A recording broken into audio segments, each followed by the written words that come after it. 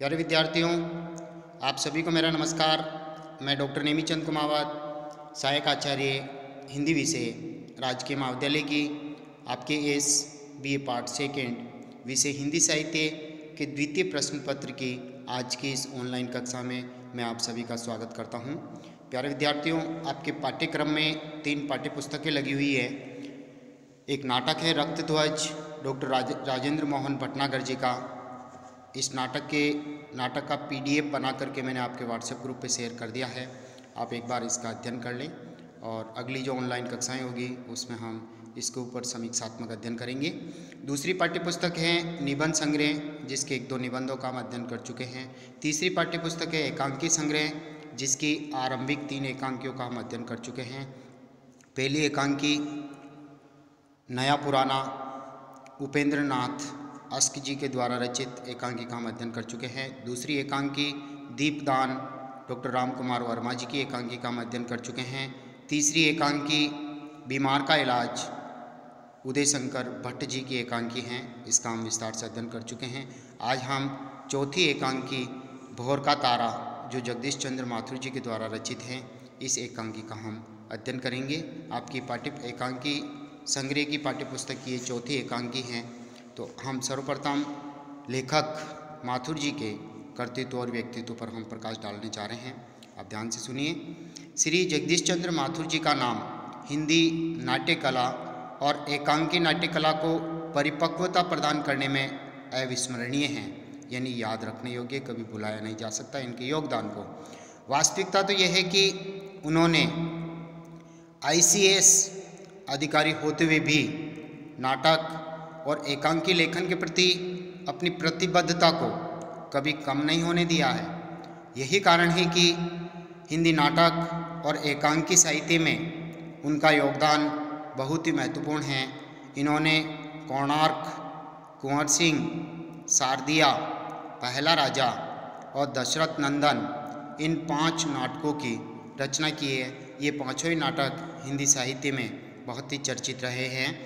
इनमें कोणार्क की ख्याति स्थायी है, यानी बहुत प्रसिद्ध नाटक रहा है कोणार्क। उनके रीढ़ की हड्डी, भोर का तारा तथा ओ मेरे सपने प्रसिद्ध एकांकी संग्रह हैं। भोर का तारा तथा ओ मेरे सपने में कुल 10 एकांकी संकलित हैं, संग्रहित हैं, जिन्होंने श्री माथुर जी को हिंदी एकांकी में अभूतपूर्व ख्याति प्रदान की है। यानी कहने का तात्पर्य इन्हीं एकांकियों के माध्यम से प्रसिद्ध हुए हैं। पहला एकांकी मेरी बांसुरी सन 1936 ईस्वी में म्योर हॉस्टल इलाहाबाद में अभिनीत हुआ था और तत्पश्चात सरस्वती पत्रिका ने उसका प्रकाशन किया। इन्होंने अपने एकांकियों की कथावस्तु का चयन इतिहास तथा जनजीवन की नवीनतम समस्याओं के बीच से किया है, यानी आम जनजीवन से समस्याएं उठाई है और इतिहास के रोचक प्रसंगों को इन्होंने उठाया है। सामाजिक यथार्थ आपका अपना क्षेत्र है, यानी सामाजिक यथार्थ पर ये लेखनी चलाते हैं, ये इनका क्षेत्र रहा है। पात्रों की व्यक्तित्व भी स्वतंत्र और उनकी चारित्रिक विशेषताएं भी स्पष्ट हैं। भाव प्रवणता तथा कथित सभ्य कहलाने वाले लोगों पर व्यंग्य करना, अभिनयशीलता और यथार्थवाद आपकी एकांकियों की कतिपय उल्लेखनीय विशेषताएं कही जा सकती हैं। यानी व्यंग्य करना इनकी लेखनी का चमत्कार है। अभिनयशीलता यानी रंगमंच पर इनकी एकांकियाँ प्रदर्शित होती है और यथार्थवाद पर इन्होंने लेखनी चलाई है, कपोल कल्पित रचनाएं नहीं लिखी है।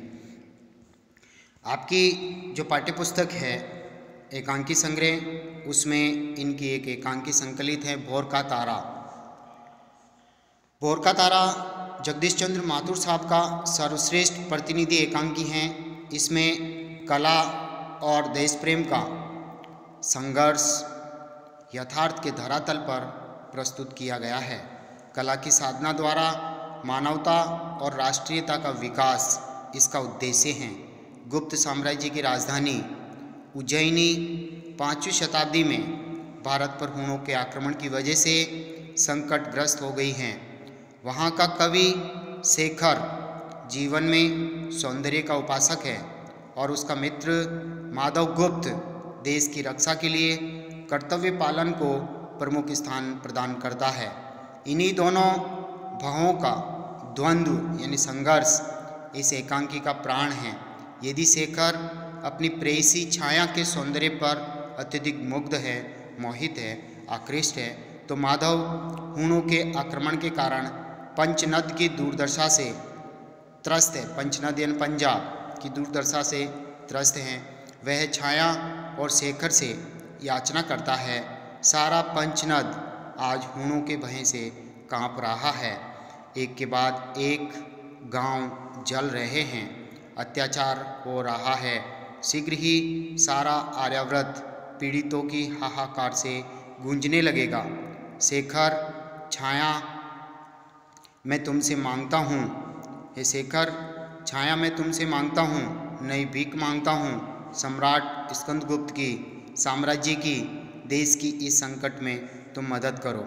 यहाँ ये विशेष रूप से उल्लेखनीय है कि श्री जगदीश चंद्र जी माथुर अंग्रेजी साहित्य में एमए थे तथा जब वे ऑल इंडिया रेडियो में सर्वोच्च पद पर आसीन थे तब उन्होंने संगीत और नाट्य कला को अभूतपूर्व प्रश्रय दिया। उन्होंने हिंदी साहित्य को पाश्चात्य नाट्य कला और लोक नाट्य के संयोग से अनेक श्रेष्ठ और मूल्यवान नाटक और एकांकी प्रदान किए हैं।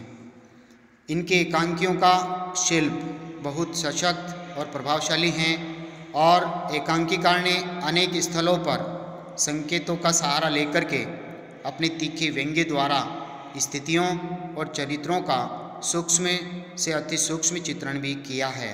ये था इनके जगदीश चंद्र माथुर जी के कर्तृत्व और व्यक्तित्व और उनकी एकांकियों की खूबियों पर हमने अभी दृष्टिपात किया, अभी बात की। और अब हम चर्चा करने जा रहे हैं इनके द्वारा जो रचित एकांकी हैं। उस एकांकी में एक तो उसकी जो मूल संवेदना है एकांकी की, उसके ऊपर हम बाद में चर्चा करेंगे। गहराई से चिंतन पर कविता का जन्म होता है, ये भी एक मूल संवेदना है। कवि कर्तव्य विसंगति को दूर करना होता है। सामाजिक मंगल की कामना करना भी कवि का दायित्व है। कविता जन हृदय पर अटूट प्रभाव डालती है और ये काम तलवार से भी अधिक कवि की लेखनी करती है। समस्याओं से मुक्ति की कामना कवि की लेखनी करती है। नव चेतना व कर्तव्य निष्ठा की भावना इस एकांकी की मूल संवेदना है। जरूरत पर हम सभी को देश सेवा करनी चाहिए, ये हमारा परम कर्तव्य है। इस एकांकी का उद्देश्य उभर करके निकलता है। कविता का प्रभाव तलवार से अधिक होता है, ये बात भी इसमें चरितार्थ हुई है। युग की मांग के अनुरूप ही एक लेखक को सृजन करना चाहिए, ये एकांकी की मूल संवेदना उभर करके आती है। हम इसके ऊपर बाद में और चर्चा करेंगे। और शेखर जो इस एकांकी का नायक है उसकी चारित्रिक विशेषताओं पर भी हम बाद में दृष्टिपात करेंगे कि कवियों किसी शेखर की वेशभूषा है। शेखर एक कवि के रूप में सामने आते हैं। प्रकृति व सौंदर्य प्रेमी व कवि हैं, काल्पनिकता प्रेमी हैं, प्यार और कविता प्रथम रूप में वे पसंद करते हैं। कवि कर्म की प्रेरणा प्रेयसी हुआ करती है कि वह जिससे प्रेम करता वही कवि कर्म की प्रेरक बनती हैं। और कवियों का जो जीवन है, लेखकों का जीवन, वो अस्त व्यस्त जीवन रहता है, वैसा ही शेखर का है। देश सेवा हेतु लेखकों को अपने व्यक्तिगत प्रेम का त्याग करना पड़ता है और यही शेखर ने किया है। और अपने कर्म के प्रति निष्ठावान इन्हें रहना पड़ता है, कर्तव्यनिष्ठ रहकर के जीवन जीना पड़ता है और ये शेखर के चरित्र में हमें देखने को मिलता है। कल्पनाशीलता है क्योंकि प्रकृति और सौंदर्य प्रेमी कवि कल्पनाशील होते हैं। और देश हित हेतु इन्हें अपने व्यक्तिगत जीवन के खास तत्वों का भी त्याग करना पड़ता है, जैसे कि इन्होंने छाया के प्रेम का त्याग किया। तो ये जो बोर का तारा एकांकी जगदीश चंद्र माथुर जी के द्वारा रचित हैं, इसमें जो मुख्य पात्र हैं इस एकांकी के, उन मुख्य पात्रों में शेखर हैं जो उज्जैनी का कवि हैं। माधव वो गुप्त साम्राज्य में एक राज्य कर्मचारी हैं और वो शेखर का मित्र भी हैं और वो शेखर को सचेत करता है, अपने कर्तव्य के प्रति, देश रक्षा के प्रति त्याग करने के लिए वो प्रेरित करता है। और छाया जो है शेखर की प्रेयसी है और बाद में वे पत्नी बनती हैं। समय जो इसका है सन 455 ईस्वी के आसपास का, यानी गुप्त साम्राज्य के समय का स्कंदगुप्त के समय का। तो देखिए इस एकांकी का जो पहला दृश्य आरंभ होने जा रहा है, हम इसको आरंभ करने जा रहे हैं। स्थान है गुप्त साम्राज्य की राजधानी उज्जैनी में एक साधारण कवि का गृह यानी घर, और उसका यहाँ कवि परिदृश्य दे रहे हैं। कवि शेखर का गृह है। सब वस्तुएं अस्त व्यस्त हैं क्योंकि लेखक और कवि के घर में सारी वस्तुएं करीने से सुसज्जित नहीं होती, वो अस्त व्यस्त पड़ी रहती है। और यही ऐसा ही दृश्य यहाँ जगदीश चंद्र माथुर जी शेखर कवि का घर के बारे में बता रहे हैं। बाईं ओर एक तख्त पर मैली फटी हुई चद्दर बिछी हुई है, उस पर एक चौकी भी रखी है और लेखनी इत्यादि भी यानी लेखन सामग्री भी वहीं पड़ी हैं। और इधर उधर भोजपत्र बिखरे हुए पड़े हैं। एक तिपाई भी हैं जिस पर कुछ पात्र रखे हुए हैं। पीछे की ओर एक खिड़की है। बायां दरवाज़ा अंदर जाने के लिए है और दायां दरवाज़ा बाहर आने के लिए है। दीवारों में कई आले यानी ताखें बनी हुई हैं जिनमें दीपदान या कुछ और वस्तुएं रखी हुई हैं। शेखर कुछ गुनगुनाते हुए टहलता है या कभी कभी तख्त पर बैठकर कुछ लिखता जाता है। जान पड़ता है वे कविता बनाने में संलग्न हैं, तल्लीन मुद्रा में हैं। जो कुछ वे कहता है और उसे लिखता भी जाता है, गुनगुनाता है और उनकी लेखनी चलती है और वो लिपिबद्ध करते जाते हैं। शेखर अंगुलियां आतुर तुरंत पसार, अंगुलियां आतुर होकर के तुरंत फैलाव कर, खींचते नीले पटका छोर, यानी अंगुलियां जो है आतुर होकर के अपने फैलाव को फैलाती हैं। खींचते नीले पटका छोर यानी जो नीला आकाश है उस नीले आकाश रूपी इस दुपट्टे को, इस छोर को खींच देता है। दोबारा वह कहता है, फिर लिखता है, टंका जिसमें जाने किस और, टंका जिसमें जाने किस और, स्वर्ण कर्ण यानी कहने का तात्पर्य सौंदर्य की कण, क्योंकि ये सौंदर्य प्रेमी हैं और सौंदर्य प्रेमी कवि ही काल्पनिकता की उड़ानें करता है। और ऐसा ही शेखर यहाँ इस कविता को गुनगुनाते हुए दृष्टिगोचर हो रहे हैं। पूरा करने के प्रयास में तल्लीन हैं। इतने में बाहर से माधव का प्रवेश होता है, सांसारिकता का भाव लिए हुए, और जानकारी उसके चेहरे से प्रकट होती है। द्वार के पास खड़ा होकर थोड़ी देर तक वह कवि की इन लीलाओं को देखता रहता है। कवि गुनगुनाता है और उनकी लेखनी चलती रहती है। उसके बाद माधव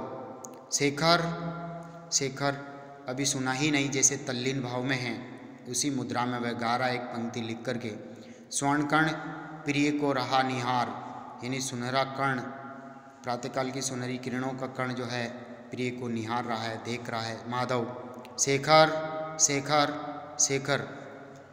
चौंक कर, कौन? ओए माधव, उठकर माधव की ओर बढ़ता है। माधव, क्या कर रहे हो शेखर, यहाँ आओ माधव, यहाँ। उसके कंधों को पकड़ करके तख्त पर बिठाता हुआ, यहाँ बैठो। स्वयं खड़ा है। माधव, तुमने भोर का तारा देखा कभी, जो स्वर्णिम किरणों में चमक रहा है, जो प्रेयसी को निहार रहा है, देख रहा है? भोर का प्रातःकाल के तारे को देखा तूने, भोर के तारे को? माधव मुस्कुराते हुए, हाँ क्यों? शेखर बड़ी गंभीरतापूर्वक, कैसा अकेला सा एकटक देखता रहता है, जानते हो क्यों? नहीं जानते? तख्त के दूसरे भाग पर बैठता हुआ, बात यह है कि एक बार रजनी बाला यानी रात्रि रूपी स्त्री अपने प्रियतम प्रभात से मिलने चली, यानी रजनी रूपी स्त्री अपने प्रियतम रूपी प्रातः काल से मिलने के लिए चली। गहरे नीले कपड़े पहनकर, यानी ये नीला आकाश मानो उसका कपड़ा है, जिसमें सोने के तारे टंके थे, यानी ये जो भोर का तारा है उसकी सुनहरी किरणों के तार उसमें जैसे बुने हुए थे। जो ही निकट पहुंची त्यों ही लाज की आंधी आई और बेचारी रजनी को उड़ा ले गई, यानी लज्जा की एक आंधी आई और उसमें रजनी यानी रात्रि का समय समाप्त हो गया है। रुककर फिर क्या हुआ? माधव, कुछ उद्योग के बाद प्रभात अकेला रह गया। शेखर, नहीं, उसने अपनी अंगुलियां पसार कर उसके नीले पट का छोर खींच लिया, यानी नीले दुपट्टे को उसने छीन लिया, नीले वस्त्रों को छीन लिया। जानते हो ये भोर का तारा है ना, उसी छोर में टका हुआ सोने का कण है, एक टक प्रियतम प्रभात को निहार रहा है। डॉट डॉट और कुछ कहना चाह रहा हो इस बारे में इन दोनों के रजनी और प्रभात नायक नायिका के प्रेमी भाव को वो और कुछ प्रकट करना चाह रहा है। अंत में वो कहता है, क्यों माधव, बहुत ऊंची कल्पना है, लिख चुके क्या? ये कविता लिख चुके क्या भोर के तारे पर तुम? शेखर, अभी तो और लिखूंगा, बैठा ही था कि इतने में तुम आ गए, यानी मैं लिखने के बैठा ही था कि और इतने में तुम आ गए। माधव हंसते हुए, और तब तुम्हें ध्यान हुआ कि तुम धरती पर ही बैठे थे, आकाश में नहीं। रुककर, मुझे कोस तो नहीं रहे हो शेखर? शेखर भोलेपन से, क्यों? माधव, तुम्हारी परियों और तारों की दुनिया में मैं मनुष्य की दुनिया लेकर के आ गया हूँ। यानी तुम परियों और तारों की जो काल्पनिक और सौंदर्य प्रेमी, प्रकृति प्रेमी की जो कविताएं लिखते हो, उसी काल्पनिक दुनिया में मैं सांसारिक दुनिया लेकर के आ गया हूँ। शेखर सच्चेपन से, कभी कभी तो मुझे तुम में भी कविता दिख पड़ती है। यानी शेखर को माधव में भी कविता दिख पड़ती है। माधव मुझ में जोर से हंसकर, तुम अटखेलियाँ करना चाहते हो, अटखेलियाँ करना जानते हो। गंभीर होते हुए, शेखर कविता तो कोमल हृदयों की चीज़ है, मुझ जैसे कामकाजी राजनीतिज्ञों और सैनिकों के तो छूने भर से मुरझा जाएगी।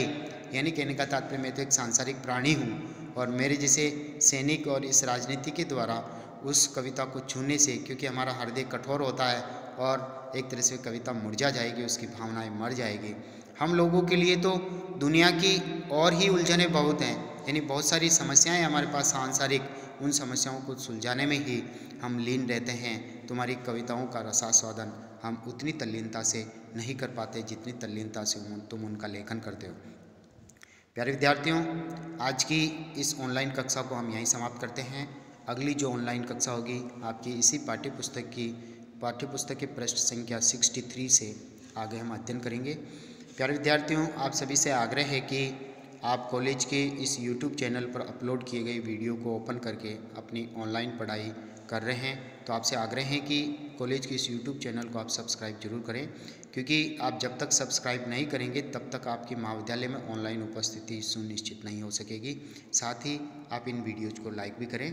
आप सभी को बहुत बहुत धन्यवाद। जय हिंद, जय भारत।